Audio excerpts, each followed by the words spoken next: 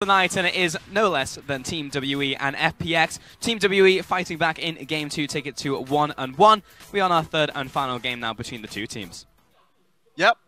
Yes, we are. And I mean, I feel people would be surprised about that, the fact that WE gone to a third game going up against FPX, but it seems to be standard, par for the course, going 3 games versus LGD, now against FPX. They're making mistakes in team fights. Their laning phase, they're not taking advantage of it as teams that we've known really do just that in the league. So it's been rough for them. That being said, getting contested, it makes sense because Cool has been on his game today. He has, and so was FPX as well. Like, this is not the same FPX we saw a long time ago, back in week 1, week 2, before Chinese New Year, before any of cross-conference. Like, FPX have definitely grown as a team. And while they are operating with a new mid laner right now in the form of Cool, he's pretty seamlessly worked his way into that roster. Like, if you had said to me, yeah, Cool's been playing with the team for the last 4 weeks, you just haven't seen him, like, I'd be like, absolutely yes, he 100% has, because Cool, it just works. Yeah, it works. Works because he's individually sound. So there's no questions on that in terms of the laning phase strength. Shie's been having it rough, or just like going even in lane, in comparison to how it's been usually where Shie is the major point of strength in the early laning phase. So not this time around. That's why onus is on the rest of the team to be able to pick up 957. Want to see him do much more than what he's been able to do recently. Though his team fighting has been strong, I want to see him rise to the occasion. As well, honestly, Mystic in Game 2 is pretty damn good. He made a few mistakes, but we got to see that style come back. So you're looking at like the core of Team WE to really come out here and really look to shine, because I agree, because we're seeing it out from Shie as well in the mid lane. Like, he's really stepped up. Mystic has his moments, but 957, he also has his moments, but not as consistently, I would say, as the rest of the team. 957, I would also say, is kind of the guy who is a lot quieter in regular season than he is in high stakes games. Like, when we see him in playoffs, when we see him in finals, like, wow, is this even the same player? Like, the guy looks entirely different. His champion pool expands, like, he plays differently, he's more aggressive. Fizz comes out, Kled comes out, and it's like, hang on, you haven't even played all of these picks for the entire split, but now he can play them and now he's good. Really feels like a best of 5 player, because once you see him in the best of 5, he can really pull out a lot of picks, and he could force you to just ban out the GP and be like, wait a minute, I got a Fizz now, when that was a thing in the top lane. So, strong player, but right now, sticking to the WE style of being that rock. For now, WE will ban away multiple top laners. They ban away the Camille. Java, not really a top lane anymore, but we'll go into the jungle. Add Town Kench as well for the bottom lane. Rise, Galio, and Sion from FPX will be their bans. Right back to the Xayah train. I really do want to see FPX take away the Rakan. Crisp is a sound Rakan. And I just don't want to see that combination coming out of WE. Only real question is that Rakan plus X that isn't Xayah is pretty unfortunate. I do think that Xayah works well with other supports, and Rakan makes your laning phase just weaker if you're not with the Xayah pick. So that's the only thing that I'm worried about. And I wonder if FPX, if they don't take away the Rakan, then they get really pinched in because the Tahm Kench was banned away by WE.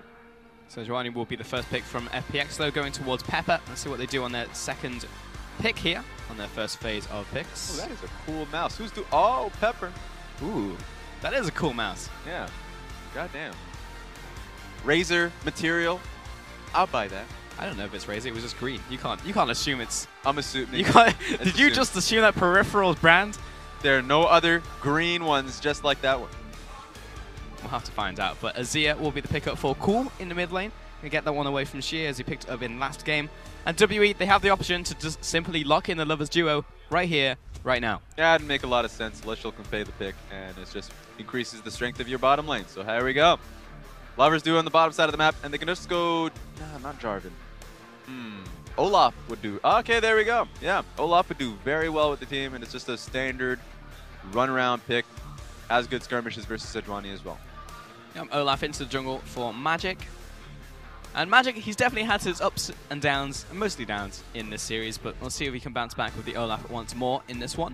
And FPX back over to them. Looks like they are currently hovering over to Tristana. We saw that to great effect in the last game, coming out of Mystic, knocking down those towers, but it took a while for it to scale up, but once it got there, pretty damn good. Yeah, Tristana will be the pickup for LWX. It's like they're playing to WE's game of prioritizing that team fighter of Tristana. Usually FPX holds their AD carry pick going into the second phase and has their support pick picked out rather early on. So it's going to be now Crisp that has run of the litter, I suppose, but not going to be so good because WE just ban out the Braum. Braum Sejuani is incredibly strong.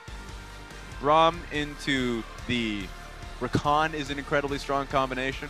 So they've already started with the Alistar. Alistar Braum are two very good bans against the FPX lineup. Now Cassiopeia comes in against Shia there, but there's the Alistar, as you said. Great combo. We saw it multiple times in this day alone, the Tristana-Alistar combo. Now to just jump in and lane, get a bunch of damage down, look for those engages. FPX, the final ban.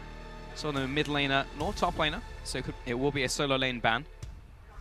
This is really interesting. A lot of supports are just being taken off the field. I mean, we already talked about the Tom Kent earlier on. So with these 3 mainstay bans coming through, now that I'm just making the grandiose assumption that it's going to be a Braum ban, because they are smart players. Well, we know that FPX have just banned out Vladimir, which means that A, GameGoon doesn't want to play it, and B, didn't want 957 to have it either, because he showed it in the last game. So, and there it is. There's the Braum. Ah, thank you. Now I need to see what FPX wants to pick up for this port. They can go a little bit deep. They can go towards the Thresh Tristana. Be a little bit awkward, but you can have the pick potential. Or they can go straight towards a Bard. Now, support's a champion pool where you can actually go very deep. Maybe even go to the mage supports, like the Karma and Janna.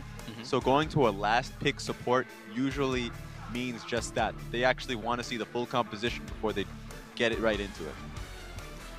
You see the coach there just talking to GameGoon on his top lane pick, and they will eventually settle on the Gnar towards the top lane. Pretty good into pretty much everything that's left now in the top lane pool. I mean, Gangplank is obviously going to suffer in terms of CS, but if he can survive laning phase as Gangplank at the end of the day, yes, he suffered some nerfs. So there is an opportunity, or even a bigger opportunity now for FPX to punch that pick if it is locked in, and WE will punch it in. Yeah, wasting both the 60 seconds. They're just discussing the 2 lineups, the 2 picks for themselves. 957's played a lot of GP. Gotta wonder what the mid lane pick is going to be going up against the Azir. Yes, it's a great pickup into the Azir. You can also go towards Kassadin. He's known for both of those picks. Oh, come on now. Okay, Talia is play with our hearts like Talia is just generally better of a mid laner, allowing them to go towards the bottom lane focus. Now, I was thinking Leona. I think Leona works. The only problem is bottom lane is so safe from Xayah Rakan that it's really hard to find yourself landing real damage. So ulti on Leona has a channel time, or at least it just has a time in which it finally lands. Rakan's going to get out of it pretty quickly. Same with the Xayah if she uses her ulti. So I think it's a very risky pick to go towards the Leona. It's fine within the laning phase, but especially once you get out of it, it's just going to be really rough. Definitely risky, but FPX, at their core, they like a little bit of risk. And it will be in the bottom lane this time with that Leona and the Tristana and a Gnar, which is less weird than I was expecting from GameGoon. And it was definitely makes more sense. So the GameGoon will pick up the Gnar into the top lane against that Gangplank. So we're back to the old meta. We're pre-8.4, we're back. Yeah, and I think that FPX has really started to care more about their laning phase, which is funny to say. GameGoon now in the blind pick Gnar, which we would have expected him to do weeks ago. But now he's picked it up because he's starting to have great lanes. He's not falling behind like we used to see. It's like right now, the team of FPX can actually play through his top lane leads, his top lane picks. So he's feeling confident with it. I will say at a certain point, it may have just been the product of top side of the map not being able to play together, because we had that criticism in the early weeks of the LPL. It's like, it doesn't seem like Pepper's really able to interact with GameGoon whatsoever. So it makes sense. He's like, well, I'm just gonna have a bad laning phase and then turn up in the mid game, right? But then it wasn't a mid game because there was nowhere in the game. That's fair. I think that's true to a certain extent, because once you play up against teams that have such strong synergy like Sunny Gaming, it's never just a 2v2. It's never just a 2v1. A lot of it does come down to a domino effect of bringing in your mid laner as well. Yeah. So even though, yeah, sure, Pepper, there were instances where he was making poor decisions and it was a 2v2 gap, they've closed that gap, but still had problems in bringing in a 3v1 or 3v2. So now their 3v3 should be much better now that Cool is in the mix. And it feels like that's why it's the right time to bring out the Gnar, you know? Like, now they can actually execute on this. Maybe they can punish the Gangplank. They also know that Magic is a weakness currently on WE. They've even exploited it themselves in this series. So if there's any time for the top lane to shine, it would be right now in our third and final game of the night between FPX and Team WE.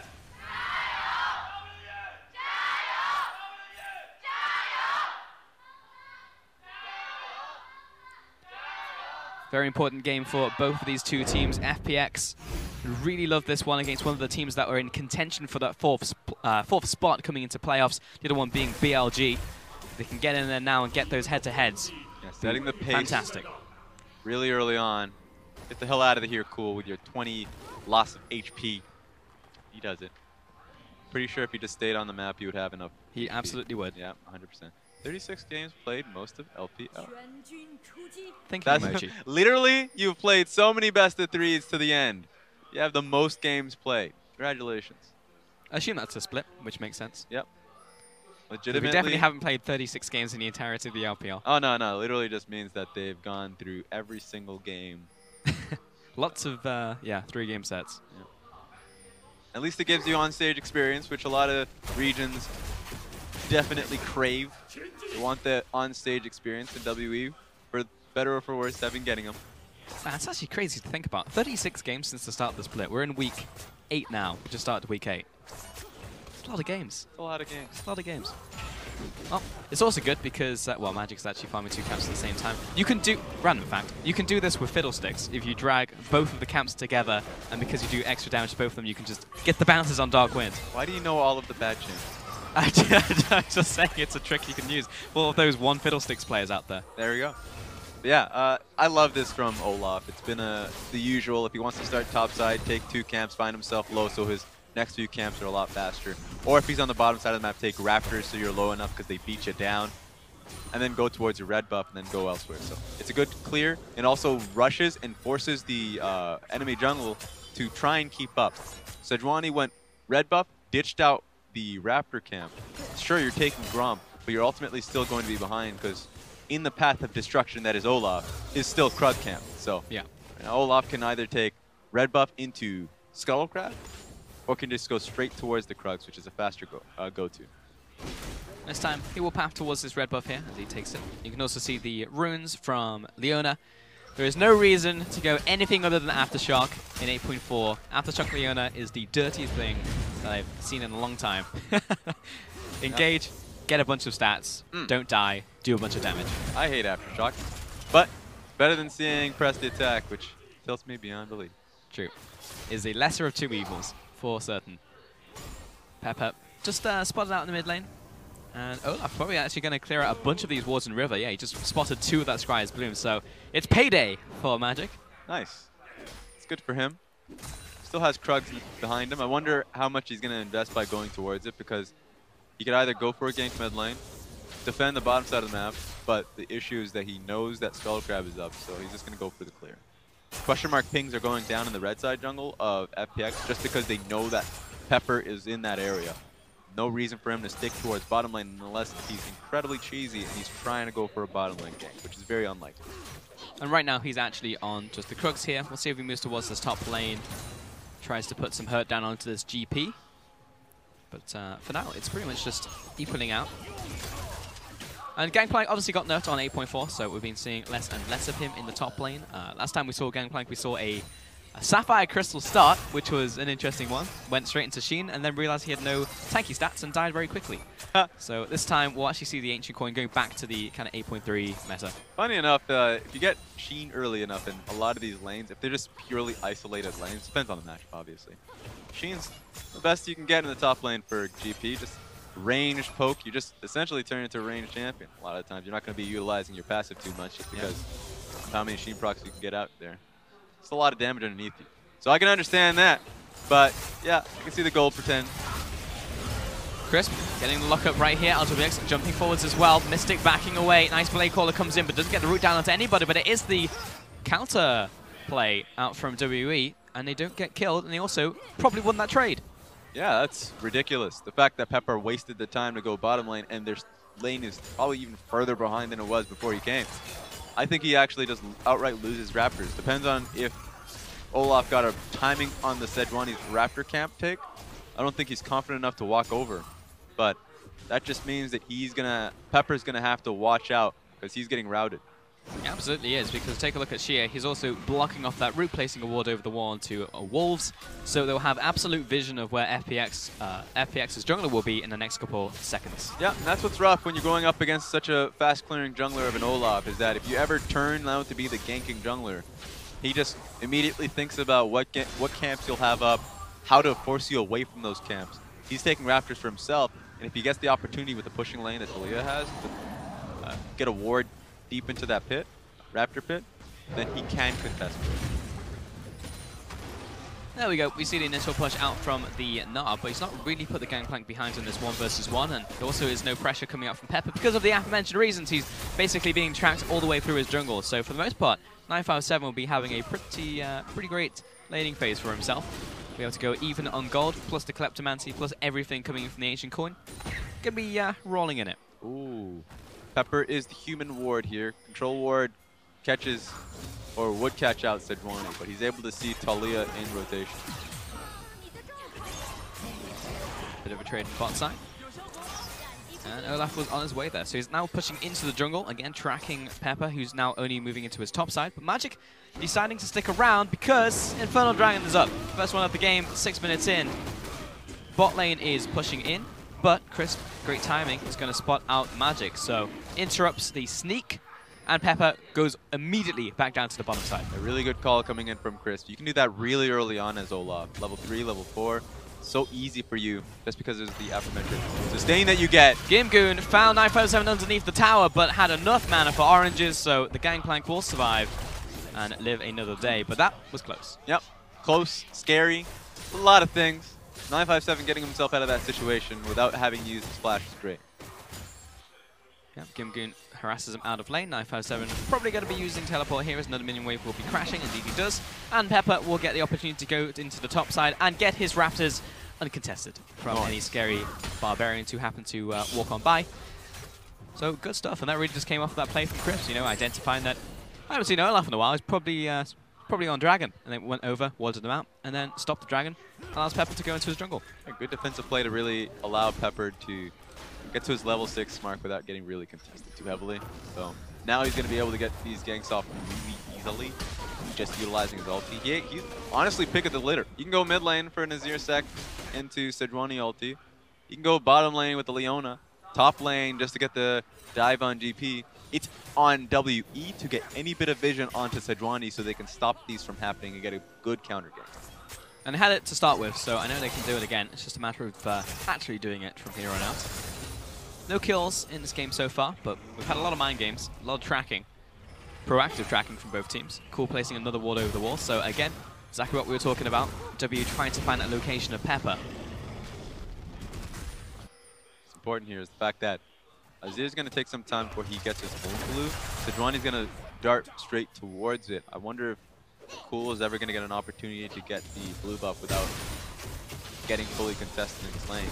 That's the difference of if Cool goes to get his blue, if CA's already in position for a dive towards the top lane, then they just lose out. That's time that he's wasting for himself. Thankfully, Magic has taken his own red buff, so there we go. So it's fine. Yeah, don't even worry about it. Yeah, so time to transfer this one over to Cool in mid lane. And in terms of farm, the whole board is pretty much the same. There's a small advantage in terms of Olaf versus Sejuani, but... Oh, no. Oh, thank God. It's okay, it's fine. Yeah, it's okay. Sometimes we focus in on players farming underneath their turret and they miss everything. And it just feels bad, and then we leave them, and then that's the only image that burns in our minds. Oh, feels good. Uh-oh. They're level 6, too. Oh, indeed. Celestial pops the ultimate, quickness comes in, double charm, double knock-up, Pepper into the bottom lane. He's also got Cool Whipper, but LWX puts him over the wall, back into the play, as he already dies in the auto-attack animation. Mystic soon to follow, both AD carries traded, but they also get a second on the fall of Crisp. Cool, following down onto Celestial, looking for the last couple auto-attacks, and Gimgoon, he's trading off with someone in the pit. I can't even see who it is. It's actually Xie. I didn't see that either. That's 2-for-2 trade. Yes, it was. And it started with WE trying to get on there. Oh, wait a second. Flash comes through. Cool looking for this one. Sweep to my side. The Emperor of Shurima. The Sand Soldiers come in and get the kill. Right under the carpet. Finds him just laying out there in the mid lane. It was dirty. And FPX will get the Infernal Dragon off that as well. So it looked like that was all it was going to be. It was going to be a 2-for-2 trade, but in the end, FPX pick another kill on top of that and an Inferno Dragon. That was really good to just even it up, give them a little bit more, because this was LWX in a really bad position. WE had him outflanked. Celestial played this one out well to just get that cheeky ignite, and then boom, get stunned down, get obliterated. Mystic wasn't going to get it. And this is when the rest of WE, okay, they're just going to call it quits. They got traded, but Cool makes it worth their while. That he was able to not only even it out, but find Xie sitting right in the mid lane, and he still had ulti, so of course Cool is going to use it to get the burst. Yeah, flash and ultimate at that, so was able to clear a lot of distance with the shifting sands, gets the kill, and Dragon was set up, and the bottom lane is now being pushed in. And he knew the damage that his ulti was going to output, so he even weaved in an auto attack as he flashed in, just so he knew that that ulti would be in kill range. Otherwise, he sweeps him away, and that's just sad. And then he just runs away on like 5 HP. Yeah. Mechanics on point from Cool. However, the first tower of the game will go over to WE, so that is a big benefit to them. On the opposite side, FPX choose to actually move their bottom lane to top lane after that play is what they did. LWX and Chris moved to the top lane so they would have pressure on top of the Herald here, and they will try and use this to get even more than the first tower of the game from WE. It's going to be on Pepper too. I think you should just utilize it towards... It's a tough one. They are losing a lot of mid lane, or at least a lot of towers, just that one in the bottom lane. So I'd say they should use it top lane. Use it wherever Tristana goes. If Tristana gets herself a static shiv, which she's basing right now, actually she invested in boots, she shouldn't have enough gold for the static shiv. Yeah, it would just be Zeal. That's unfortunate. That could have been a lot better for the side of FPX. They have a static shiv advantage in the bottom side of the map, or at least for their dual lane. Then have that static, just pile up on the static shiv AD carry with the Rift Herald, and that should be one tower and then some. But not going to happen here. They should still use the AD carry. I think that's still a fine idea. That's definitely the hope, but WE just kind of go for the solid play, which is we will get first tower. It's gold in our pockets right now. It's not any type of risk whatsoever, so it's going to be nice for them. Puts them ahead in terms of gold, around 2,500 gold right now. And FPX, we are just waiting for them to try and make this play with Herald, because if they get a pick and they turn it into a Herald push, then obviously can turn it into it a lot more, because they are looking towards the bottom lane right now. That is the plan. And Magic is nowhere to be seen. He's actually just passing towards topside, so there's no way for WE to respond in the top side of the map. 957 has the idea to clear out the minion wave, but right now it's 1 versus 3 underneath the tower. He flashes away, and Cool chasing after with the auto attack. Doesn't even need the Sand Soldiers. And that will be a kill over to FPX, plus the Herald going down. They're going to be much faster in pace. That's because the bottom lane wave is crashing. And finally, Magic, who was at base at the time, has reached the play. So, good call from FPX. Their dual lane backs away entirely and are now underneath the inner tower. So it's essentially just comes down to a kill and a tower trade. No kills on the side of WE, but a tower trade nonetheless. They had members around the top side, but Magic is also contesting the red buff right here. Chris was able to walk up and at least spot this one out. Oh, don't do that. Eclipse comes down, but he's by himself. Celestial has the pick in his eyes. Mystic comes down as well, and Pepper turns up to the play. It's a 3 versus 3 now with the teleports coming through. WE want the disengage. Ooh! Lands the Emperor's Divide, and that'll be the kill. Reset time. Pop at the wall. See you later, LWX. But 957, wait, how did he get there? He's a fast one. But that was real good from FPX. Actually, I was questioning the positioning of Chris to begin with because he started off the fight, but he had confidence that his team will be able to collapse immediately off of that one. So ultimately, holding down the fort. Xie moving into the bottom lane, but he also has Magic behind him. Gimgoon is on the run. He thought a second about to turn this one around, but flashes over the wall, and there's Magic. And Xie finds the damage, finds the finish up onto the pesky Gnar. Yeah, I didn't want to take any chances, so he flashed himself to get the kill. Good choice, just because Gimgoon did create space with him and Magic. So just to get a check onto this one, it was a GP teleport. Wonder when he decided to teleport, because it was initially a pick on towards the support here, and then it turns into an all-in. This is where I want to see where the teleport is. The teleport is right in the middle of the cast. So the moment FPX completely controlled the area, it was a really bad call for GP to remain in the area. He actually should have canceled it off the moment Azir showed up and utilized his ulti. Decides to complete, and then was completely by himself split from the team, or split from the team. So he'll go down. 50 minutes into this one, and FPX did manage to pick up a tower in the top side as that replay was running. So they are now equal in terms of towers. Are looking onto the play to Mystic and Celestial since they are by themselves. Comes in with the quickness, but he is already dead. And FPX, I mean, they just catch Mystic overextending for farm. Yeah, it's been happening time and time again. 0 and 3 at this point in time. Mystic's probably just scratching his head trying to figure out how low of a cooldown Cool's ulti is. Because he's just been utilizing it time and time again, not to separate people, to get kills. Yep. Every single time. And it is a relatively short cooldown once you start getting that cooldown reduction, but yeah, it's every single time. Every single time Mystic turns up to a fight, he just gets hit in the face by 5 soldiers. And it's like, why? Every single time. Every damn time. We're now 2-2 in terms of towers and a bunch of kills over to FPX, so there's only a small advantage now to WE in their gold values, but it's more about what are we doing in terms of control, how are we doing? So Dragon spawning in around 5 seconds from now, and FPX are around the area. It doesn't seem like WE will be able to contest this one. Just taking a look at the gold values here. Ultimately, a lot of the gold value coming out of WE is in the GP, who has the Klepto proc coming for him, and as well as the Rakan. So Rakan, GP, doing quite well for themselves in the gold department, but starkly ahead the actual carries, specifically Cool, is leading the charge for FPX. I mean, I would hope so if he has 5 kills and 2 assists. This is true. He has Nash's Tooth, Oblivion Orb, Blasting Wand. Getting quite big in that mid lane as this Azir, and of course, doesn't really need to reach late game if he's already getting 2-3 items in the mid game. That's the thing about the late game potential from this team. They look really good when it comes to their late game competition. For their carries at the least, Sejuani, Zir, Tristana, all of them are strong in that front.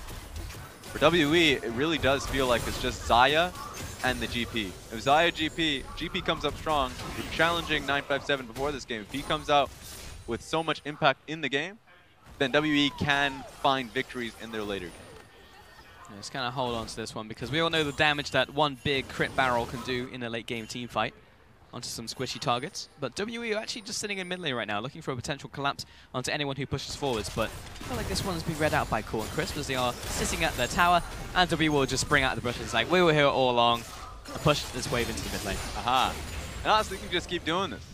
Best thing about Taliyah is the fact that you have Weaver's Wall. So anybody walks up for a wave, well, I'm just going to separate you from your own tower.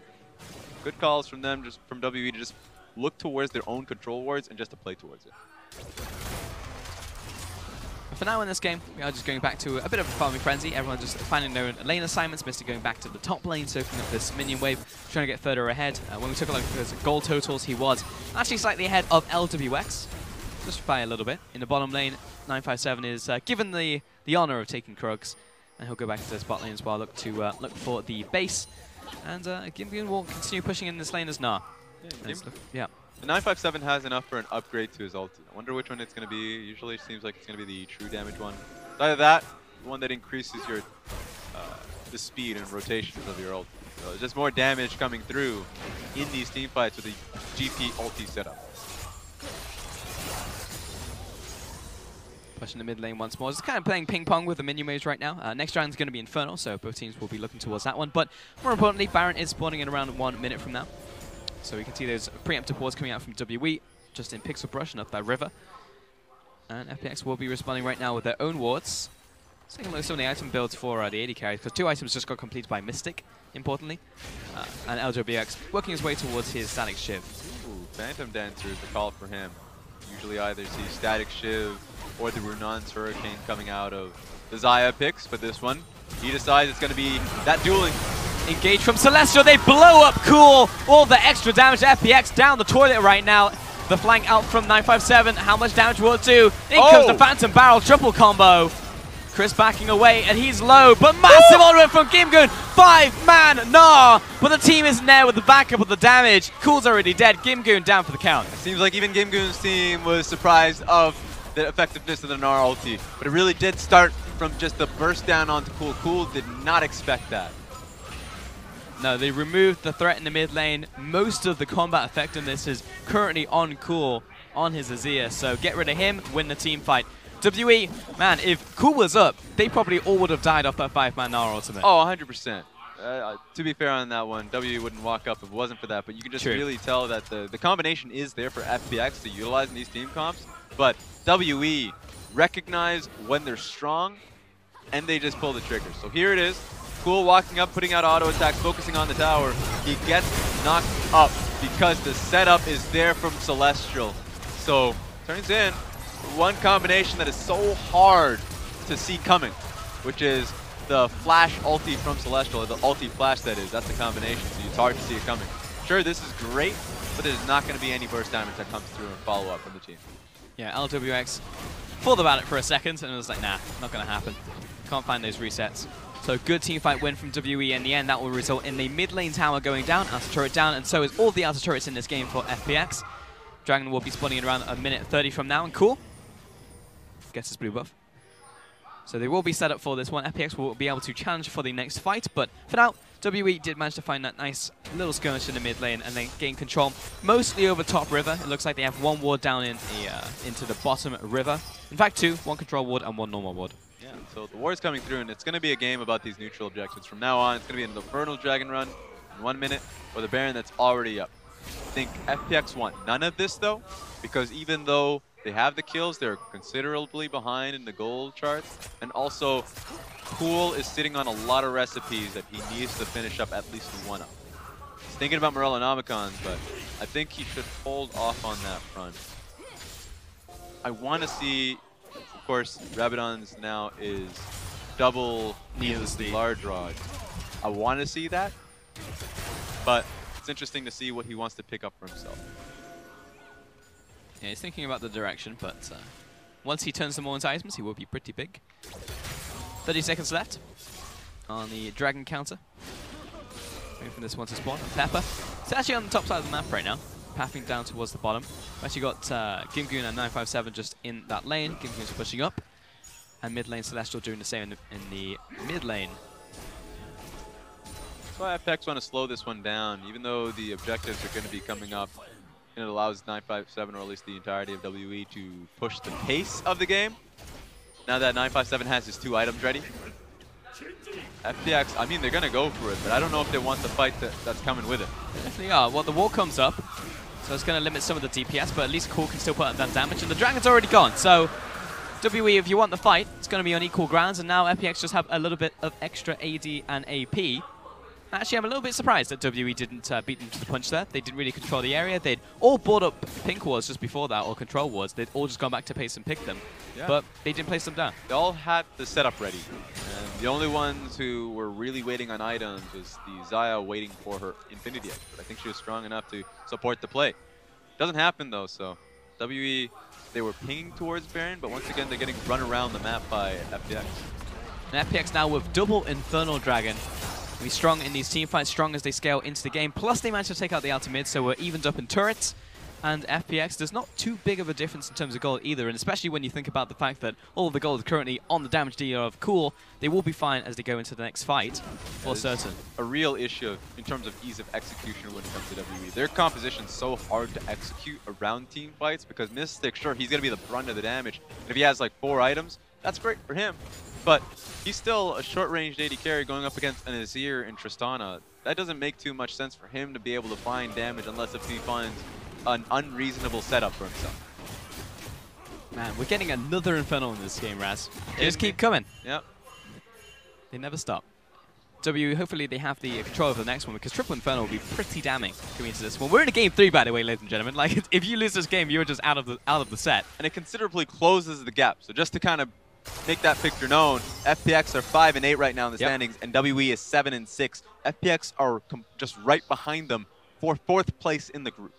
So you lose here, WE doesn't immediately lose that standing. It just means that they have to be a lot more cognizant of losing any more games going forward, and they still have to take down, or at least have to face, Snake and ED. Yeah, it's a double win for FPX if they take this one here, because it's yes, you get a win, but also you pull WE down. No more wins for you. So worth 2 points. Yep, really good for them in their race towards 4th. Or even 3rd, actually. It depends on how Billy Gaming do in the next couple of sets as well on top of that. So WE really need to get this if they want to try and secure 3rd or 4th spot. Depends what they're gunning for right here. But right now they are setting up in this brush.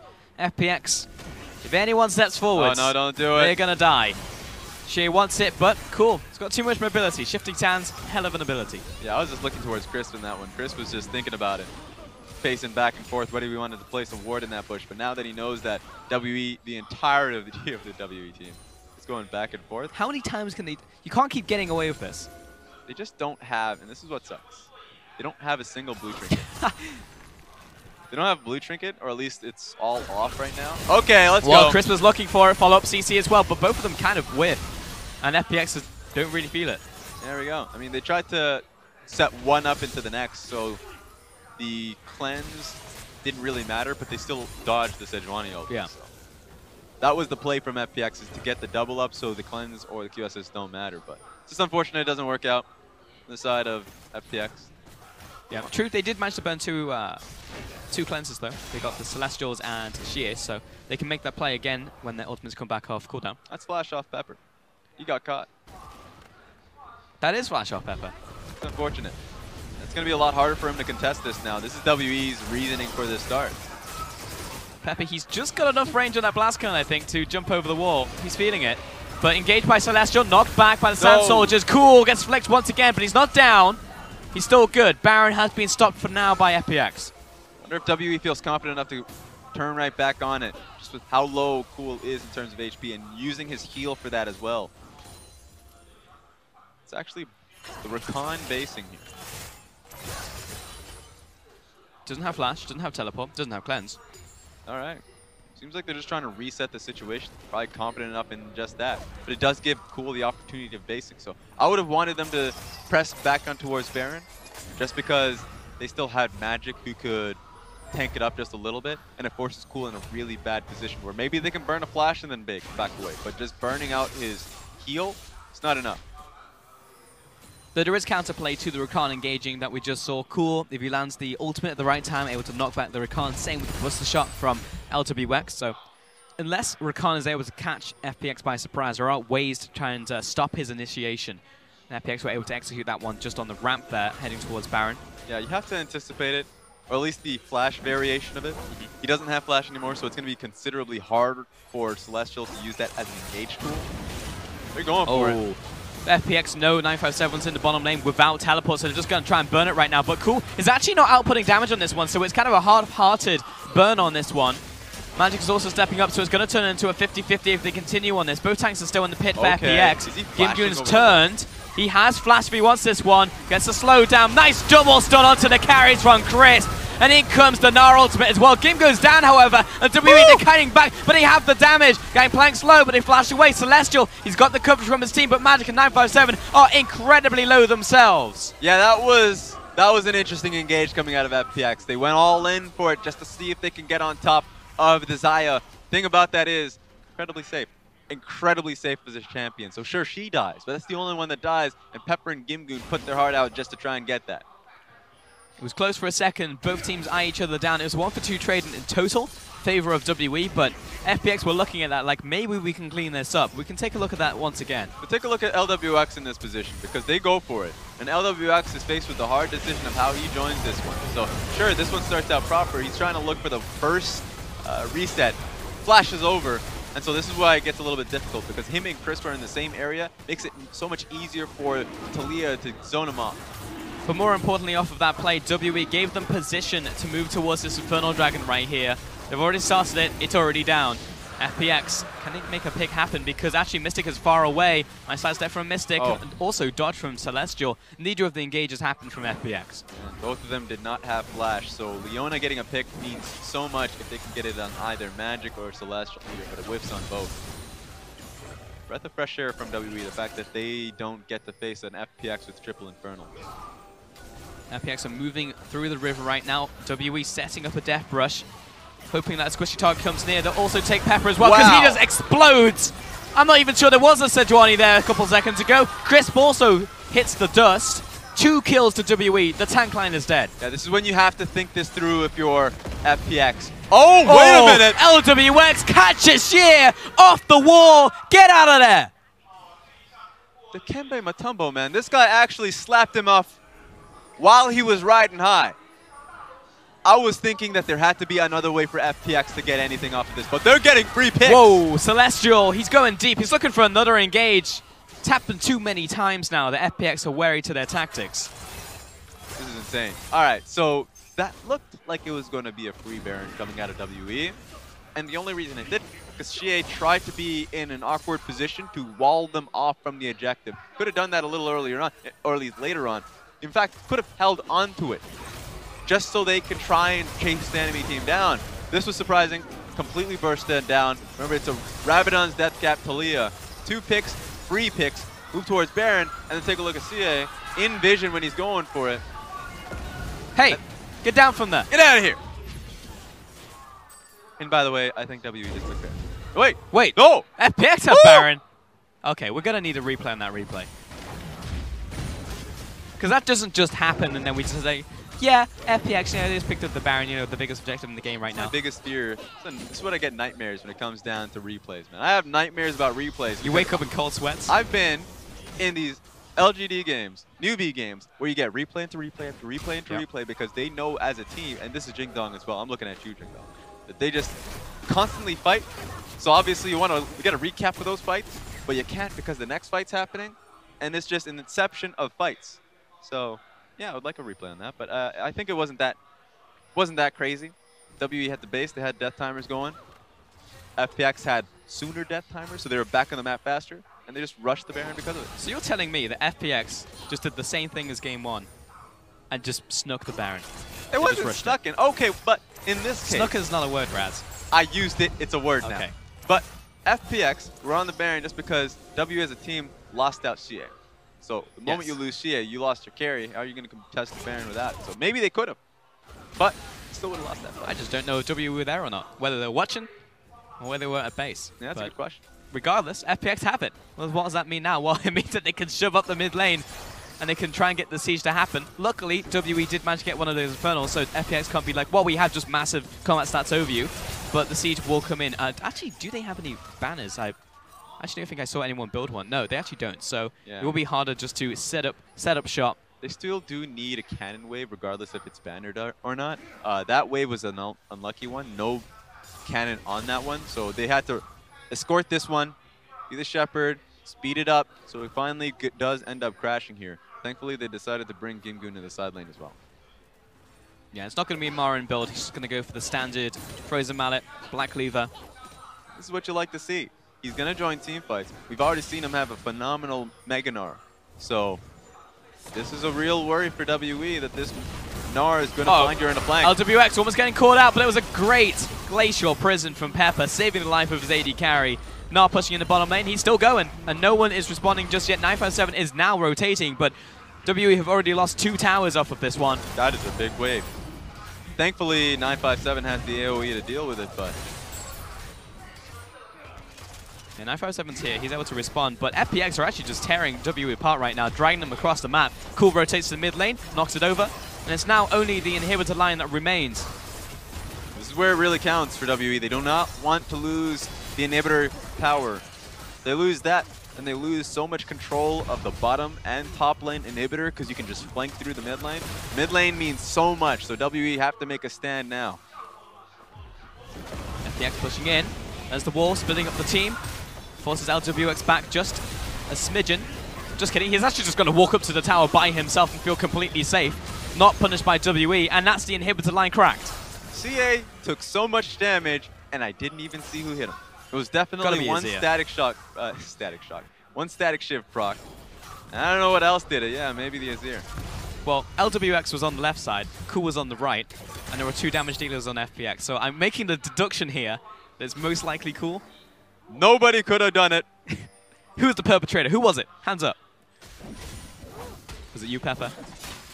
I'm looking at him. Technically, Sedwani's hands are always up. At least one of them. You're not wrong. You're definitely not wrong, Raz. Good analysis. There we go. Oh, FPX got a lot from that push. Triple inner towers and an inhibitor tower. Exposed mid lane inhib now. Next dragon's going to be Mountain. So FPX would definitely like to add that one to the arsenal. Yeah, this is a rough one. I think FPX should stop playing around these large areas for team fights, make it a little bit more controlled. So sure, yeah, Elder Dragon. I mean, Elder Dragon later on, but the Earth Dragon now means a lot, but it means more to WE because it does set the stage that feels like, A, it's far away from their own base, but it's more controlled. They can choose the flanks in which they want. So they're going to go for it now, and it's only good because no WE member is anywhere nearby. We're actually 3 minutes off having an extra dragon here. They took it just a little bit too fast, so next Elder Dragon will be spawning a ways away, far off into the distance, into the 40-minute marks of the game. But FPX have 4 dragons now, so they would benefit massively from the Elder Dragon. Yeah, and LGX is scaled. Yeah, look at this. LWX has his Bloodthirster ready for himself now, so he is pretty massive as an AD carry. Going to be having a lot of sustain for himself, which we've known Mystic to have when he goes towards these Xayah picks. Yep. Last items, usually the Bloodthirster. He's got a QSS now just because he does have to worry about the Sejuani ults that's been thrown his way. But yeah, that just means that technically LWX is a little bit tanky, you know? He's going to have a shield for himself. He can jump in, and he has the sustain to keep up. This is almost the perfect champion for LWX. We call him the shotgun in the LPL because the guy likes to go melee range as AD carry, but run! It's almost perfect. Gimgoon. Wait. He's out. That wasn't Gimgoon's auto attack that got him to safety. I don't think it was, no. It was definitely CA's. He's paid someone off. But yeah, LWX can jump in with Tristana, and he can get out again. That's my biggest problem with LWX, is because he'll jump in, but he'll be Caitlyn. And then he's like, well, I have no way out. Oh! Whoa, that connected? Okay, well, he didn't get the lockdown. It wasn't quite so slick. That wasn't a true combo. That was sick. Alright, this is where it gets rough for WE at this point in time. Just because, yeah, there's other than that nonsense, Baron is going to be a primary focus for the team. And Nars didn't even have to blow his flash on the last time he was getting caught out. So you can actually just rinse and repeat towards the bottom side of the map. They can change up tactics here. 30 seconds left on the Baron. Will be still a while on Elder Dragon, for sure. And FPX will go back to base on this one, spend some of that gold. We're approaching pretty much full items for a lot of people, actually. What if you include control wards? People are pretty big. You just have to start factoring in the percentage values from the Infernal Dragons as well that teams will have. Yep. So also when you kind of take into account crit builds are starting to come through from GPs. The usual GP build doesn't require crit until the later portions of the game.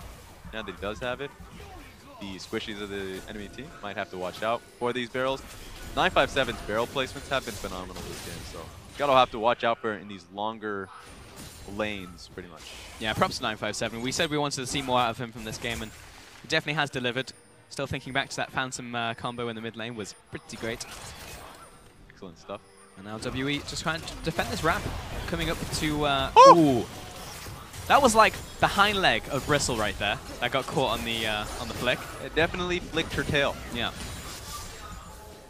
We're all good, but FPX not going to be losing Pepper on this one. We know even the tank line will just instantly fall to the amount of damage that WE have. We saw that a couple minutes ago, in fact.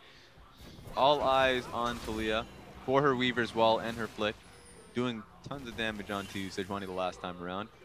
Sejuani doesn't fully have magic resist just yet, waiting on her adaptive helm. So at this point in time, they can still repeat the same gimmick, but they lost control of the Baron area now. Yeah, the issue really, well, for FPX was the fact they had no real vision there. They weren't able to push into W, but now they've just kind of been allowed to move towards the Baron, to sweep through, clear all the wards out, and also place down their own. Yeah, it's just the case of mid lane control. Actually, at this point, FPX are in a difficult position. They don't have mid lane control. They're going for the fight. Kua's behind, slow down onto 3. Mystic took a bit of damage there. Kua's being chased out, but he is Azir. I think he's probably going to be okay. We'll see about that. He's okay. Yeah, just singed the tail feathers, but he's okay. But this is awkward positioning from FPX because they conceded the mid lane pressure that they had before, which allowed them to get the Baron positioning to go top side, which they had to go for that play if they wanted to get a fight and to concede, well, find themselves back in mid. So that was interesting. It could have turned into a proper fight, but WE had the high ground in that one. There is an issue on the horizon, though. There is a big minion wave mounting in the bottom lane that will be needed to... someone needs to attend it. 957 is already on his way, so it's a window here where FPX could move towards the Baron, but... Yeah, right now, WE don't exactly know if they should stick around or base. 3 people are channeling base timings right now on top side. but they decided they needed to be there, especially if GP was on the bottom side of the map. So they might just try and play this game to start off the Baron. FPX in it. They'll give it a go. It's already dropping very quickly. The damage out from the Zero and Tristana is huge. Chris jumps into the backline. He's down onto Mystic. Turns it around, flashes away. And she right into the middle of the fight by himself. LWX, he jumps in deep, assassinates the enemy AD carry. And Gimbun over the wall, lands the wallop in a two-man duo right now from FPX. That is raining havoc over Team WE. Knocks away 957. He's going to live another day. But Magic, he's been routed. Celestial caught out by Pepper and Cool. He jumps over the wall of the grand entrance, but he's going to try and make it out of here. Shifting sands over the wall, and Cool, he wants this guy dead. The soldiers want him dead too. These are pretty long death timers, 32 seconds, 44 seconds. These are long enough to look for an inhibitor turret, if not more. They're going to be going towards the top lane. This could mean actually both top lane inhib and mid lane inhib. I mean, it's taking such a long time for 957 to find his recall. Yeah, they are killing towers very quickly, Raz. They even have the extra Mountain Dragon, and they have 4 members alive. 20 seconds left on many of the death times from Team WE. They are going for it, indeed. Jumping on top of 957, he flashes over as the Nexus, but they're just focusing down on the Nexus turret. On the Nexus, just rush it down, FPX. You've done it. You've taken down WE. His debut on the team, Cool comes back, impresses the crowd, and takes the first victory in a long time for FPX. They've been on a long losing streak. Losing to RNG, Suning Gaming, Rogue Warriors, I mean, those were heavy hitters. And they decided, coming back to their own group, they needed to up their arsenal. And they finally come back strong and take that win versus WE. Wow. Well, I guess the training arc is complete. They finished up cross-conference, they got good, and they came back into their own conference and just took down a world semi-finalist team in the form of Team WE. And FPX, they are very much a playoffs contender right now as they take down someone who's probably going to be challenging them over their 4th spot, Team WE. And FPX, they have grown so much over the last couple of weeks. Honestly impressive. The next 2 days are going to be pretty, or at least this week in general for WE, is their most important week. Now they lost to FPX. Their next set's going to be up against BLG in day 4. So stay tuned for that. That's coming up on Friday. The fact that now, if they lose both of these sets, BLG finds safety in a sense. They've kind of kicked WE down, and they can move up into the 3rd place position. Sure, barring other wins that come through, but it looks really good for them. So WE, taking a loss here is massive. They need to take the victory versus BLG in day 4. And again, props to Cool right there. A little wave to the crowd. Lots of fans in the audience. He's not a rapper, but he's a damn good mid laner. Hell yeah. That's all I got to say. The man made a statement today. Yes, he wasn't a rapper, but damn, he's looking good. Rise picks, phenomenal. Azir at the end of it, and it comes down to the team playing well around it too. But just adding one player is not just an addition in terms of skill, but also to the communication for the team. And a lot of these flanks that we were seeing, supporting the plays that Gimbun was going for, a lot of it was Cool being added to it. A lot of the control around mid lane, a lot of it was the patience and communication between both Cool and Pepper. So kudos to them. They made a big pickup here. I will say that the growth that FPX have made of the team has been exponential over the last couple of weeks, because a long storyline for the team was just like, well, they're getting incrementally better, we can see it, but they can never really get out of the early game to the point where like they have definitively made the same strides as like an RW, right, who have really looked better from week to week, but then they just kind of really got good very quickly. Added in Cool, it seems to be another special ingredient into the mix. And now FPX look like a very strong contender. Yep, core to the lineup. So I really want to see what Cool can do going into these future sets. The next one's going to be going up against OMG in the next week, actually. They get a, it feels like this team gets a week off on that one. So I want to see what they can do going up against OMG. It should be a freebie for them, but we get to see if they are a much better team than they were previously. Exactly. To try and beat some of the teams around them in the standings currently. Well, good stuff from Team FPX. See if they can do more in the next couple of weeks. For now, though, we are going to send it over to the analyst desk. Thank you, gentlemen, and great cast on the day. Now, Rusty, I gotta be real. I'm in the hosting position. If I was in your chair, I might go a little bit harder. So I'm just gonna softball this one to you. At what point do we stop beating the dead horse that Team WE are world semi-finalist team? Because that roster looks very, very different from any team that was in a semifinals. Yeah, look, we don't know where Condi is, so I don't know if Condi comes back, maybe we bring her back. I do think that after a defeat to FunPlus Phoenix, being in week 8 of a split as well, and showing that they've committed to this new roster, yes, we don't say that they're a semi-finalist team anymore. We say that they're a team struggling in the spring split of the LPL, a team that just lost to someone who's gunning for their exact position in the standings, and a team that does not look consistent at all. I don't think we call them a semi-finalist team compared to what they were, but we can still compare them to what they were, which is a lot better. And so how do you fix that? I mean, the thing is we keep seeing these late game scaling compositions, and anytime you see Team W grab that, you kind of almost do a sigh of relief, like, oh yes, finally, they're going to play something that they actually know how to play. But now it's, you know, the same old one-trick composition from a team with downgrades in key positions and individual performance inconsistencies from supposedly their stars. You know, Mystic was very up and down this series. Is it sad that the answer is still Condi? Like, no matter what I say, the answer still feels like they pick an early game composition because they suck at early game, so they want to cover that fact up. They put some makeup on themselves and like, we don't want to see where we suck at it. And they still lose in the early games, so they decide to pick late game. And they actually do well in the early game for no particular reason. In that game, they get late game. And this time around, it's a similar mantra where they wanted to hit late game, but they still wanted to have some strengths in the early game. And the third game for them was still a little bit of a mess. Yet they started stronger and got outscaled this time around. It's just none of it really feels cohesive. They don't have one defined weakness. They just have a coupling of them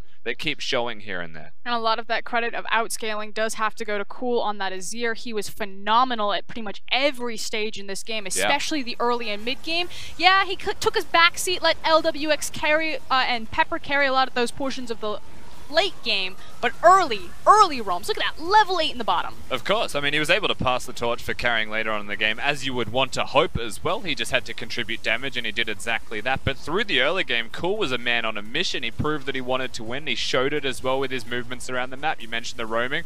He did exactly that effectively. No one saw that game going, we're looking at Cool. It's a high wall. Don't worry, we're still looking at Cool. He'll get the kill at the end. Big distraction, cleanse your palette. It was good from him. I actually didn't expect that from Cool. Remember, this is his first set back in the LPL in a significant amount of time off since August, I think it was, of last year or something. Yeah, but it's so refreshing to see Cool finally step back on this. You know, go from OMG, you leave your historic organization, you then go to LGD. That was probably a terrible decision. Nothing happened. You end up on Newbie, you continue to just kind of flail, and Cool was supposed to be this godfather of the mid lane. You know, back in 2013, looking across from FLICKR, FLICKR wasn't FLICKR then. It was the best of China versus this upcoming from Korea, and then FLICKR made a statement, slammed Cool down, and since then, Cool's just been on this downward trajectory. So to see him come back and to have this moment feels good. It definitely does. I mean, we saw him spiral. We all had to sit here every single week of the LPL and watch him slowly go down that rabbit hole, and it was feeling really tragic for Cool. But the fact that he comes back, and from what we can even see just looking at the stage as well, the player cameras, he's active, he's vocal, he's communicating, and then to be able to play, to go 5-0 against Team W, against Xie, who is actually the best player in the mid lane at the moment, evidently perhaps not. And of course, that means that Cool will take the man of the match. So what, double MVP in this series? Took one in game number 1, took it in game number 2, and FPX, you may have found the secret formula for playoffs. It does feel like having that calm communicator in the middle lane does seem to be the difference. I don't know if he looks calm when he's communicating. All right, cool. Calm mechanics, strong he was yelling. He's not calm. He's still a communicator. He is very loud. Yeah, he was yelling a lot. But the fact that he can communicate, I think, does seem to be that secret ingredient that's helping. And we mentioned this, we didn't get a full chance to talk about it. I would attribute the 2v2 jungle mid duo as a massive upgrade for them. Not just Cool being there, but how Cool can help to control Pepper. Yeah, there was a previous discussion that we wanted to hit on, this idea that Pepper, formerly known as Yihan of RNG, you know, the only other mid laner that he's played with is Xiaohu, and Xiaohu does have this reputation of being a puppet master. Exactly. Xiaohu said in interviews that he talks a lot more when he is with MLXG because he is the puppet master, tells him where to be. Then he got Casa, Xiaohu can talk less, but the point remains that he talks a lot, he communicates a lot as a mid laner, and the jungler, perhaps Yihan, got his foot down, got his feet There you go. He played a lot with someone that was communicating them. I'm losing words. Anyway, to come over to this team. Xiao used to train Pepper, now Pepper's used to someone controlling him, and so if Cool's being so dominant with the veteranship, then suddenly Pepper is looking better. Did I get it? Yeah, you've done this before. Pepper and Cool, good duo. Yeah, they are. That said, we do have to look ahead at the rest of the week because while the English broadcast usually doesn't broadcast on Tuesday and Wednesday, we're actually doing a special broadcast this week. As we get closer to playoffs, we're identifying key matchups that we think the viewers want to see and are important to playoff implications. Sorry, now you cursed me. It's alright, you got it. So this Wednesday, we will be doing a special broadcast of the second series, that is Edward Gaming versus Snake Esports in Chongqing. Now, we are only casting the second series that night. Yeah, and this is a big one. It's one that we have to cast. It's one that you can't miss. And again, these teams are tied on the standings. They're fighting for first place in their group, and this is a very big deal, and it is one that you do not want to miss. Okay, but let's take a look at the standings. My producer's like, please get the words out of your mouth correctly this time around. So, these are the standings. We are in the final sprint before playoffs. 12 teams from the West Conference are already starting their trip towards MSI. Korea has 7 days left. We have 6 series, and this is what it looks like. This is a very tight standings race. We mentioned the Wednesday game between Snake and EDG. You can see that on the left, the Western Conference. Very hard to actually work out who is going to be where. And the end of today as well, that's even harder to define given that FPX just beat Team WE. It makes things a little bit more difficult. And reminder, for those of you who don't know how the LPL playoff gauntlet system works, it is a King of the Hill style gauntlet, very similar to the LCK, so every single position on the ladder matters. If you finish in first place, you are guaranteed a spot into the semifinals, which means you are 2 best-of-5s away from taking the MSI ticket. Yeah, and you want to finish second, not third as well, because then you can avoid that first place team in your own group, so things get very important when you get towards the end of the split. And of course what that means is it's a very interesting race for RNG in particular, because it feels like Rogue Warriors and ING are just a little bit too far out of reach. Yeah, that's true. They have to try and catch teams that aren't losing at the moment. So RNG, I mean, they still hold the destiny in their own hands, to be fair. They can beat them. They couldn't beat them. But with that said, we are going to have to sign off tonight. So for our North American fans, good morning. To our European fans, good afternoon. And from us in Shanghai, good night.